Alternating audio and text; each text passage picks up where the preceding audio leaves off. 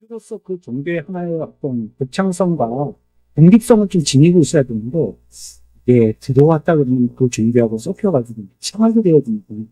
우리나라에서는 막 비문제하고, 이 말은 우리에게 그와 같이 종교성은 아니다.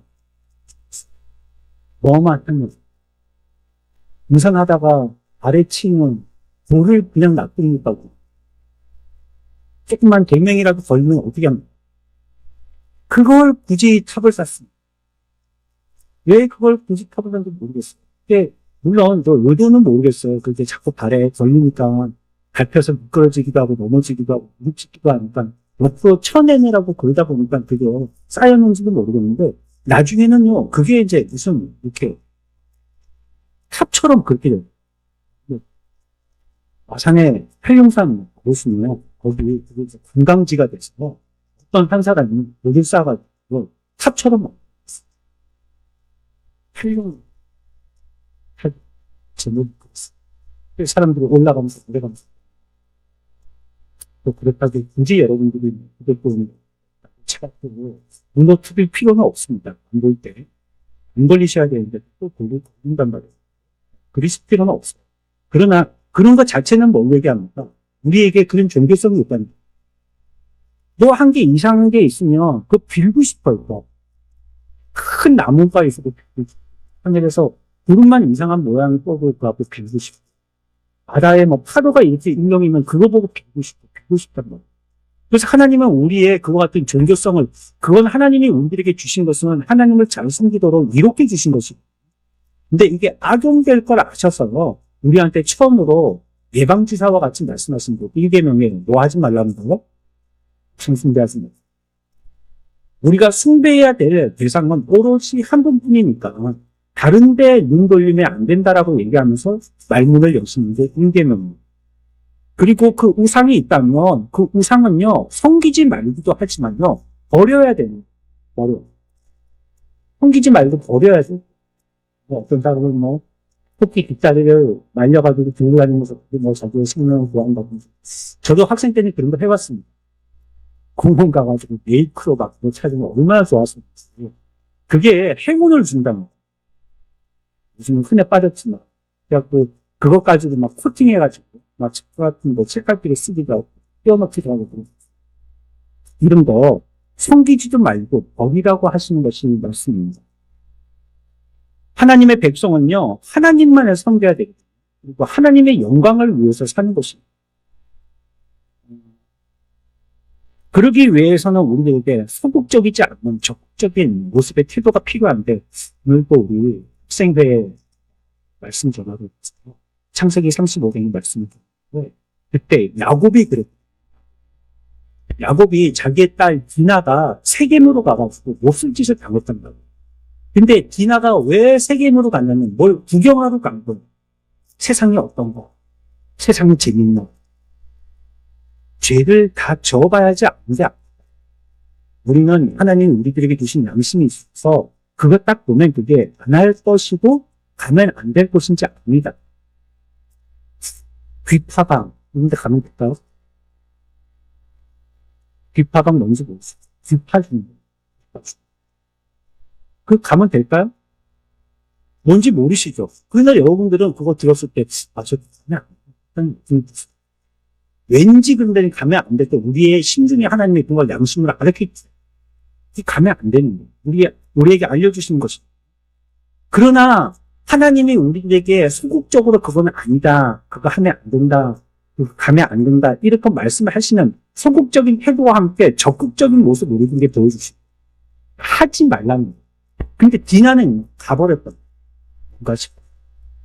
뭐가 있나. 가서 세겜 땅에서 몹쓸 짓을 당해요.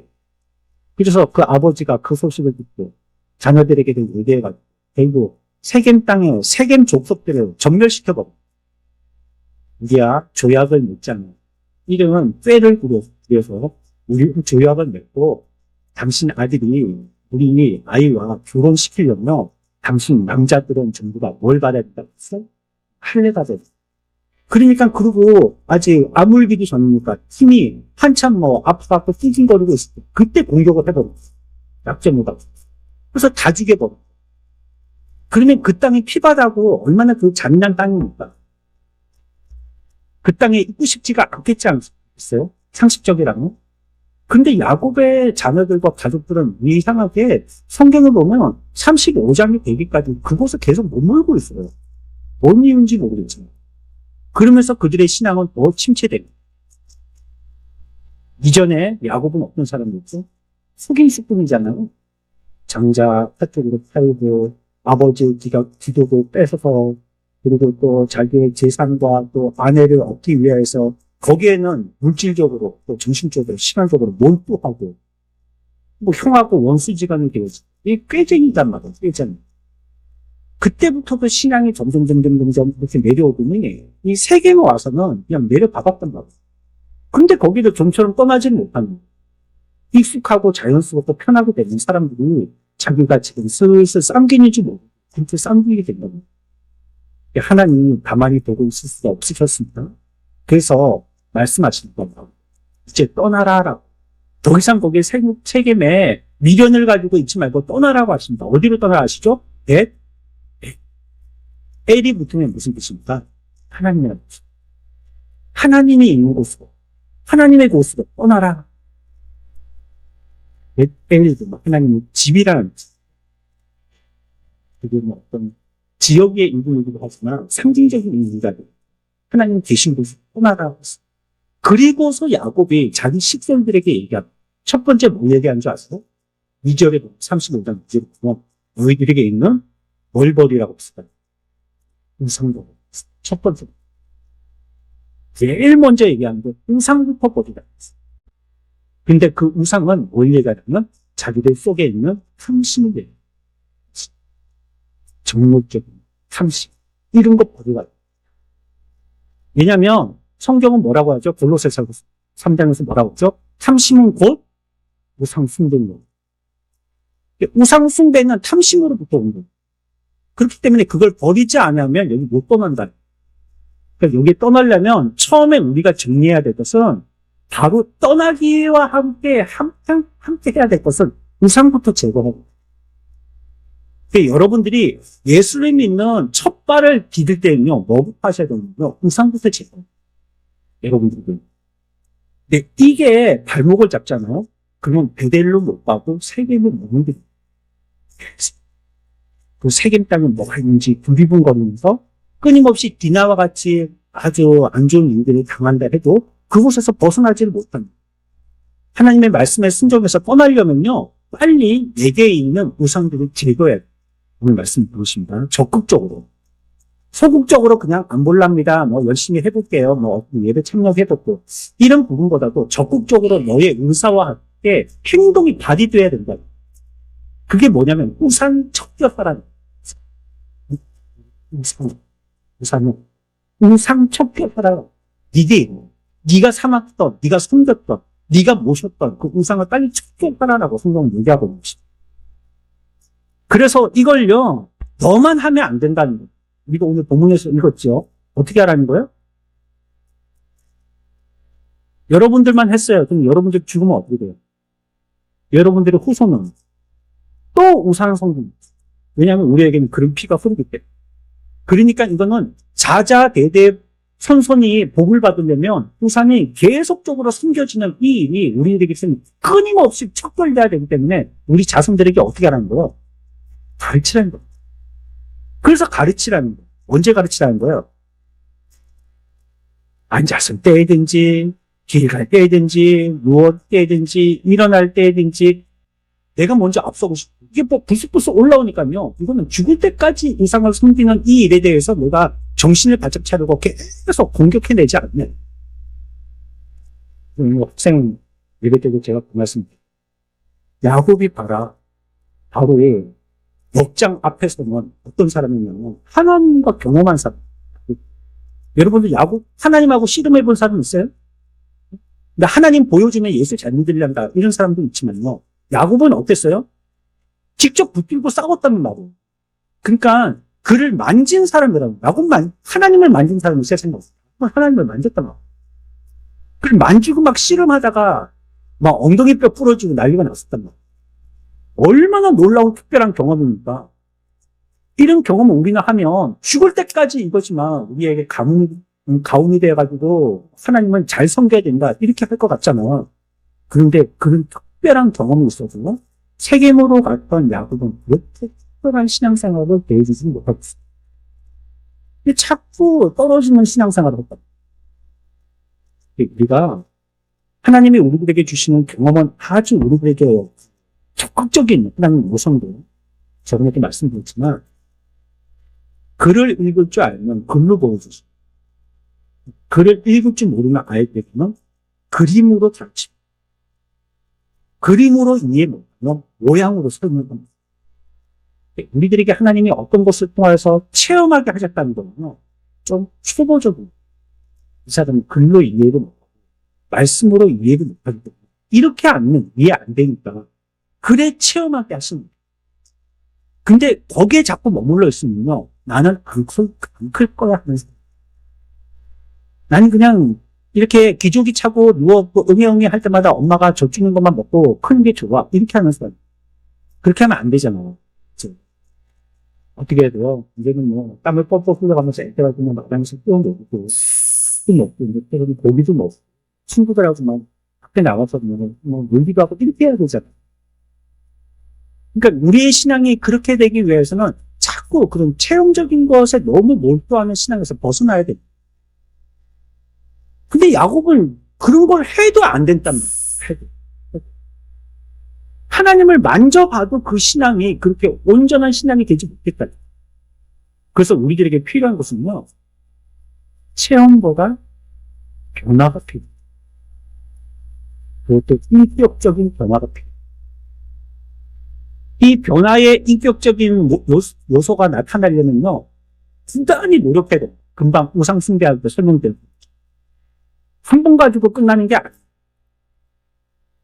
그러니까 한 번 그냥 신주단지 버렸다고 끝나고 이제는 나는 우상을 섬기지 않는 사람이다 라고 자기 스스로는 선포했을지 모르지만 보이는 신주단지는 버렸을지 모르지만 안 보이는 내 속에 있는 나라는 우상이 계속 나에게 떠오르기 때문에요. 이걸 변화시키는 인격적인 삶의 노력이 끊임없이 있어서 계속 싸워야 된다.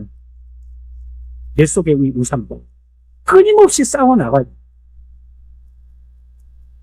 그래서 오늘 이걸 하나님의 백성이라면 누구를 만나고 가르쳐라는 거예요. 늘 가르쳐야 합니다. 이걸 매일같이 가르쳐. 다시 한번 봅시다. 6.4절입니다. 하나님께서 우리에게 우상을 척결하라고 말씀하여 주시는 특별한 가르침으로 이해하고 다시 한번 4절부터 9절까지 시작.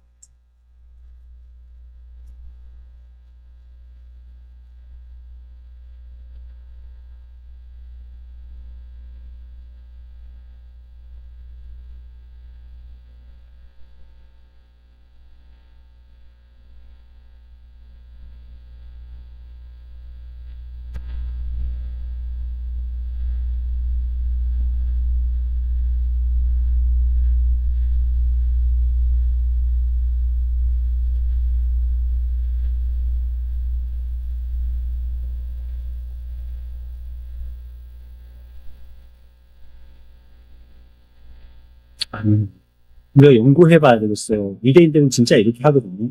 보스에다가 말씀을 붙이고, 또 빗에다가 말씀을 붙이고, 이마에다가도 조금만 박스를 만들어서 거기다가 말씀을 말아넣어 붙이고 다니고, 그렇게 하거든요. 그럼 꼬리 뒤에다가요, 제 지금 옷 뒤에 이런 거 있잖아요, 이런 거. 여기다가 여자분들 레이스 같은 걸 달아서, 거기다가 줄을 매달아서, 그 끝에다가 말씀을 하나하나 써가지고 붙여놨어요. 앞사람이 걸어가잖아요. 그럼 이 끝이 딸랑딸랑 거린다고, 출랑출랑 거린다. 그러면 그걸 누가 보고 있어요? 뒤에 따라가는 사람이 보고. 그러니까, 그러다가 거기에 주목하는 거예요. 여호와께서 가봤을 때. 물론 그렇게 뚜렷하게 보이지는 않죠. 걸어다니고. 또 너무나도 작은 것이, 그 때문에 단어만 들어가고. 그러니까, 그걸 갖다가 완벽하게 이게 무슨 말씀이다라고 막 우리가 말씀을 듣고 은혜 받듯이 그렇게는 하지 못하거든요. 어떻게든지 시도를 해보는 거예요.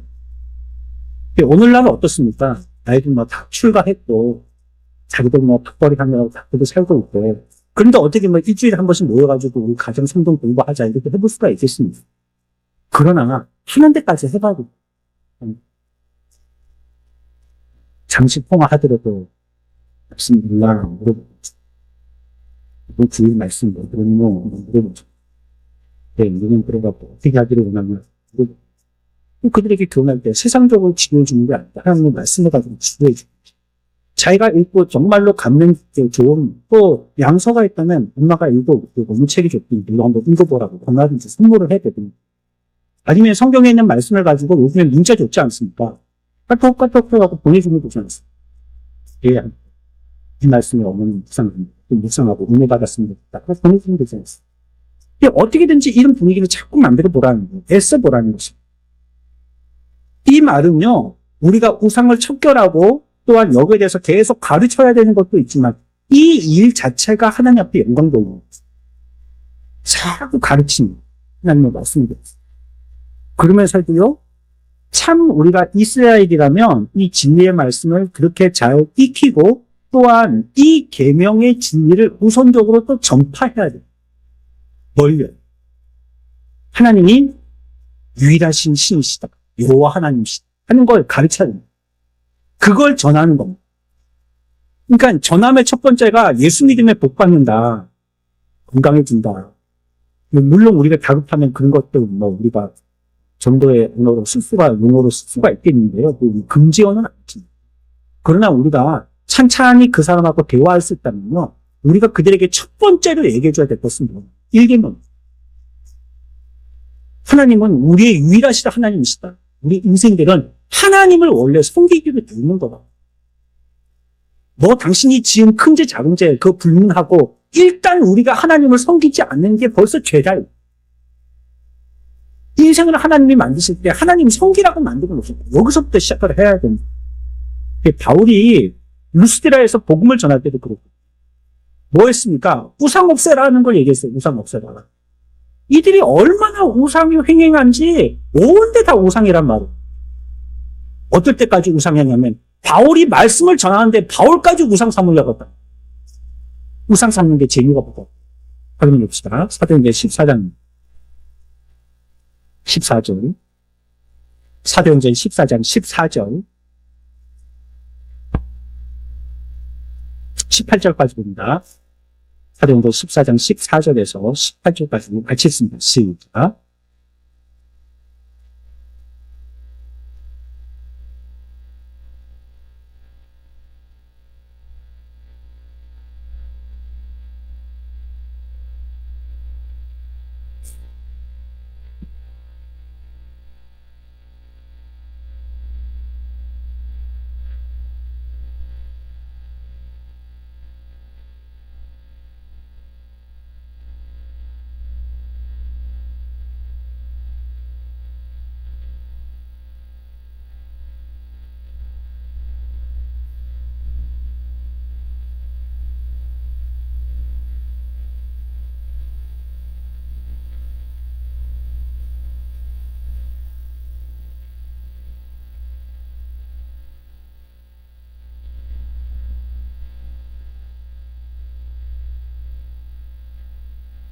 사람들이 뭐 하려고 했어요? 바울과 바나바에게. 네, 신을 섬기려고 했단 말이에요. 그렇게 하지 말았어요. 여러분, 이것만큼 배워받는 게 어디 있겠습니까? 응? 나를 신으로 섬기는 것만큼 배워받는 게 어디 있겠어요? 그래서 이거 굉장히 좀 예민한 건데요. 그 교회의 목사와 그 교회의 하나님을 헷갈려 하면 안 됩니다. 목사는 하나님이 아니에요.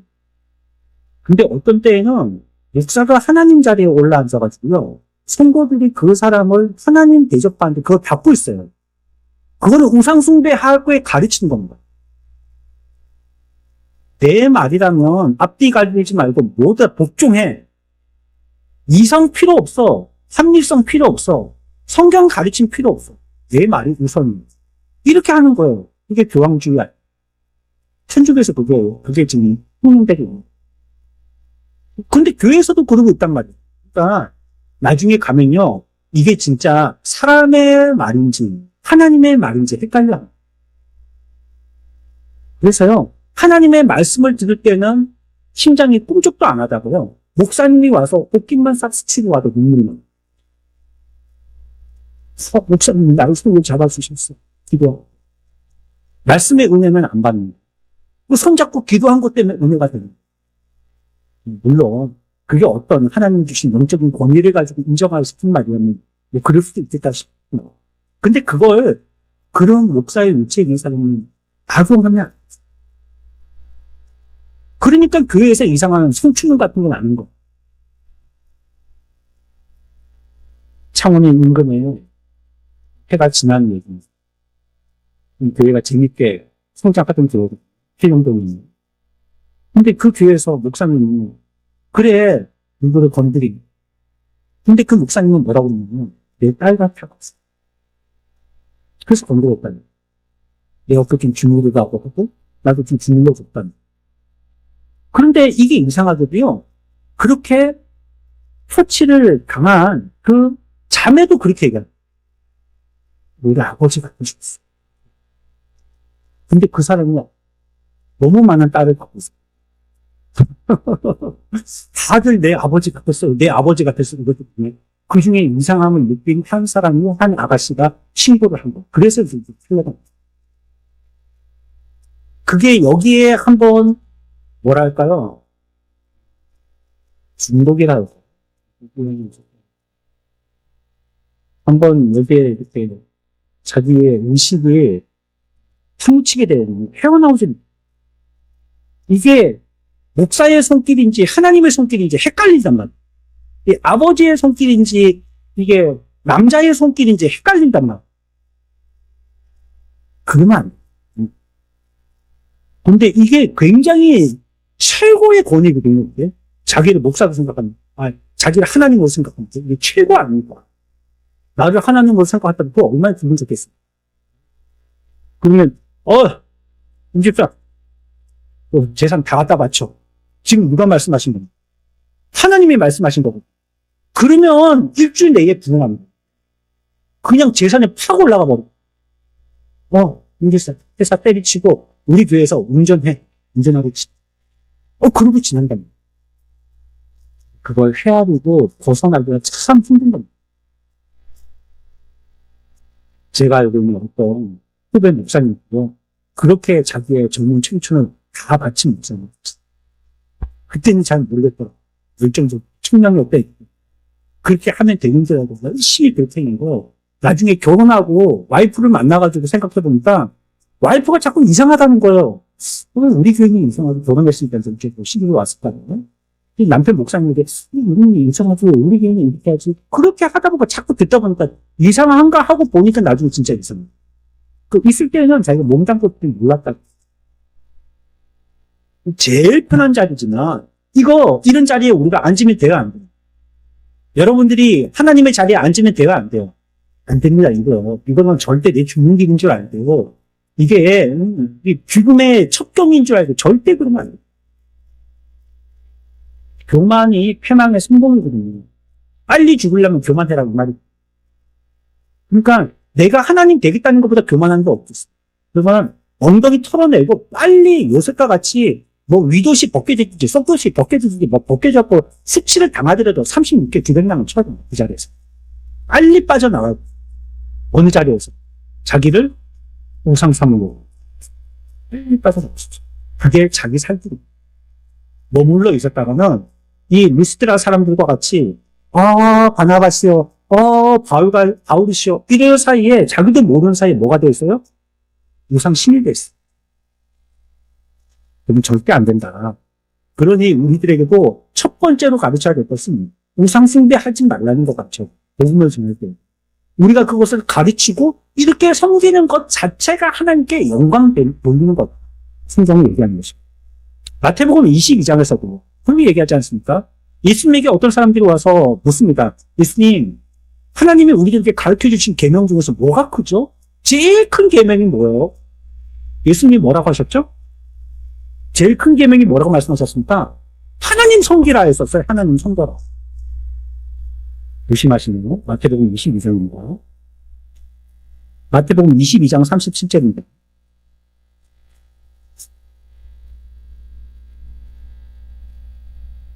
37절에서 47절까지입니다. 40절까지입니다. 마태복음 22장 37절에서 40절까지 같이 읽습니다. 시작.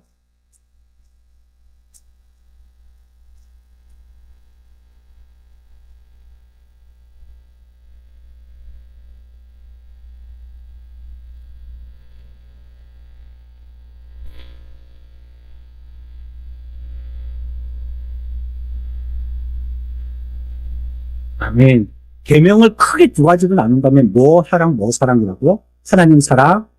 근데 뭐가 첫 번째예요? 하나님 사랑이 첫 번째. 그 말이 뭡니까? 제1계명 지키라. 우상 숭배하지 말고 제1계명을 지키라. 예수님 또 그걸 갖다가 가르치셨어요. 그러니까 이것이 우리들이 이 땅에서 태어나서 해야 될 일입니다. 우상을 없애고 하나님만 섬기는 거예요. 이게 우리들이 해야 될 일인 것이에요. 하나님은 높으시고 영광스러운 분이시기 때문에 그를 사랑해야 되고 그 영광을 사람들에게 나타내야 됩니다. 이것이 우리들이 해야 되는 거예요.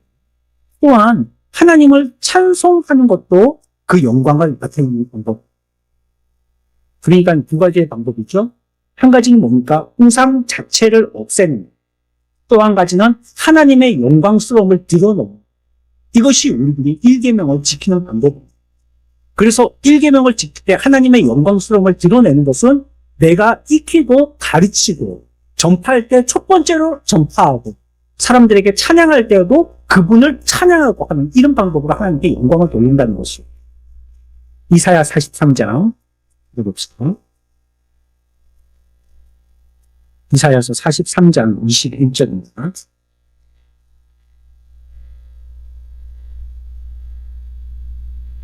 하나님이 우리를 이렇게 하라고 지으셨거든요. 이런 사람 되라라고 우리에게 지으셨기 때문에 우리는 이런 사람으로서 평생을 사는 동안에 이런 일을 하고 살아야 되는 것이 하나님께 영광 돌리는 삶입니다. 이사야 43장 21절 다 같이 읽습니다. 시작.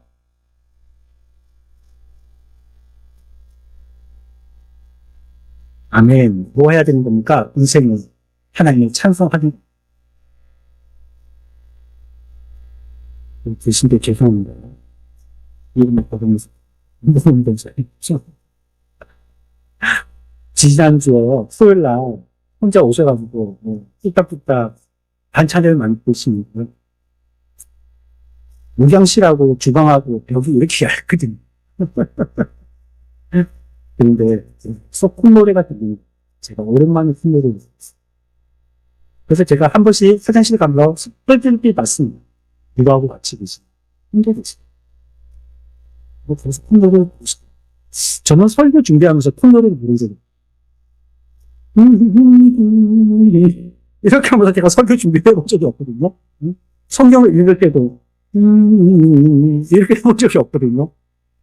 타이핑할 때 이거 언제 끝나나 보면 또 오타가 생기고 또 이 말도 이상하고 집에 가서 기억해 보려니까 내가 친 글인데도 내가 이해가 무슨 말인지도 어렵고 이래갖고 자꾸 수정하다 보면 앞뒤 자르고 하다 보면 이상한 말이 되기도 하고 그렇게 돼.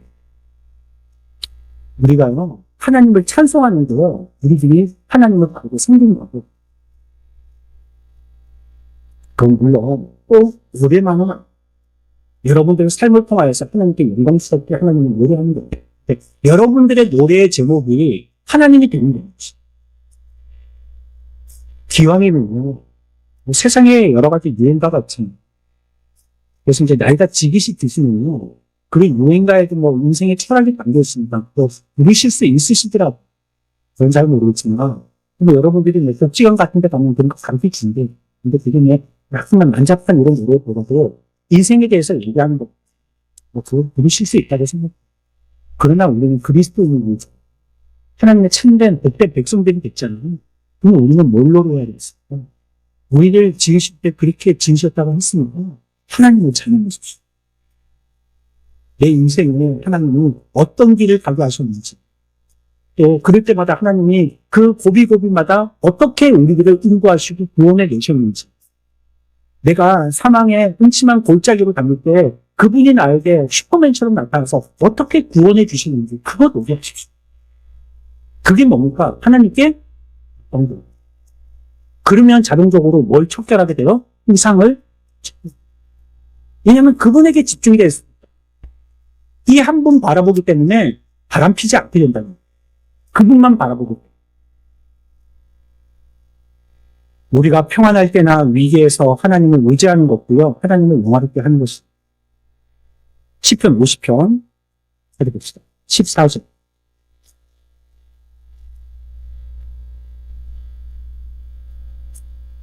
시편 50편 14절입니다.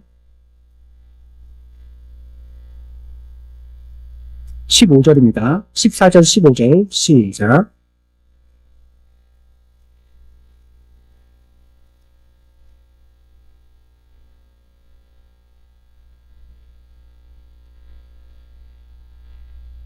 (15절) 끝에 말씀하시죠. 그것이 나를 뭐 하는 거라고요? 영광스럽게 하는 거라는 거예요. 뭐 하는 게? 하나님 의지하는. 옆에 여러분들의 아버지가 있어요. 죽을 지경이 됐어요. 근데 이 아이가요, 이제 꼬마 딱지인데요. 뭐 이제 5살, 6살 되는 꼬마 딱지인데, 이렇게 큰 아빠가 옆에 있는데, 지가 곧 죽게 되는데 아빠한테 도움을 청하지 않아요. 여기 빡빡이 들고. 죽음이 자기의 목전에 곧 다다라갖고, 바로 코앞에 죽음이 왔는데도 아빠에게 도와달라고 안 하는 겁니다. 세근이 있고 철든 아이니까 못된 아이니까. 예? 여러분들은 어떻게 파악하세요? 자기의 죽음이 막 닥쳤는데도 아빠가 옆에 있는데 도움을 청하지 않아요. 이 아이는 어른스러운 아이니까 나쁜 아이예요. 그냥 그런 위기에 처하면 아버지에게 도움을 청하는 게 맞아요. 이 아이는 자기 스스로도 주체성이 있지만 이 아버지 아이기도 한 거거든요. 자녀기도 한 거거든요. 그러면 아버지가 나를 구원해달라고 아버지께 매달려야죠. 아버지가 안 계시면 모르겠어요, 이 자리에. 근데 아버지가 옆에 계시잖아요. 그러면 아빠 불러야 되는 건 여러분들이 길 가다가 이 도구가 계단에 뒷굽이 걸려갖고 따다다다 넘어질 때 여러분들 입으로 뭐라 합니까? 엄마야 부르잖아요. 또 엄마가 날라옵니까? 그래도 엄마야 부르죠. 다급하니까 엄마를 외치게 된단 말이에요.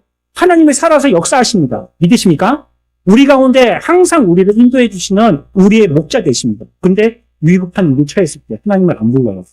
하나님께 영광 돌리는 사람이니까 버리가 없는 사람이에요. 버리가 없는 사람. 그렇게 때에 하나님을 의지하는 것도 하나님을 영광하게 하는 겁니다. 하나님께 우리 죄를 만져 면목이 없고 또 부르기는 그냥 하나님이 얼마나 바쁘십니까? 이 80억 인구 모든 사람들이 주여 주여 외치는데 나까지 괴롭혀 갖고 되겠는 거예요. 굉장히 자기가 뭐 젠틀한 사람 기도도 하지 않고 나는 나 혼자 스스로 해결해보지 하나님의 손을 빌리지 않겠어. 이거는요 어른스러운 게 아니에요. 우리는 그럴 때마다 뭐 해야 됩니까? 아버지 불러야 돼요. 예수님도 십자가에 돌아가시기 직전에 아버지 불렀는데 우리는 롱 빼는 재주가 있다고 하나님께서 우리들에게 이와 같이 부르라고 주신 그런 기회도 부르지도 않아요. 그때 정리포인트 쓰는 겁니다. 지금까지 쌓아놓은. 그때 아버지를 부르는 겁니다. 하나님을 부르는 것이. 그렇게 하지 않는 것, 그거는 어른스러운 게 아니고, 그건 하나님 부르하지 않는 것이다. 그러니까 우리가 하나님을 영화롭게 하려면, 우리가 이와 같이 위기의 때든지 평안할 때든지 하나님을 의지하라는 거예요. 그것도 하나님께 의지하는 거예요. 그래서 오늘 1계명을 무슨 얘기인지 1계명에서 우리들에게 얘기하고 있을 때 하나님께 대한 섬김에 대하여서 우상을 숭배하지 말라는 것은 하나님께 영광 돌리는 한 가지 방법과 우상을 척결하는 한 가지, 두 가지 갖고 하라는 것입니다. 그리고 우리가 이것을 계속 영광 돌리기 위해서 내 머리에 뇌리에서 사라지지 않더라도 말씀을 전할 때도 이건 먼저 전하고 또 뭐 해야 돼요? 우리 자녀들에게 부지런히 가르치고 또 이거 갖고 어떻게 돼요? 우리의 삶을 통해서 계속 그분을 의지하고 노래하고 이런 삶을 살아야 돼요.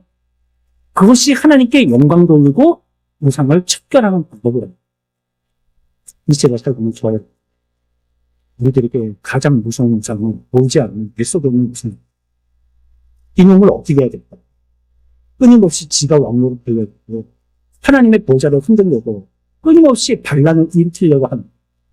그렇다면 언제 도전하여서 그 왕자에서 하나님을 몰아내고 우리들을 점령군으로 같은 죄악 가운데 맞수가 되고 하려지 모르니까요.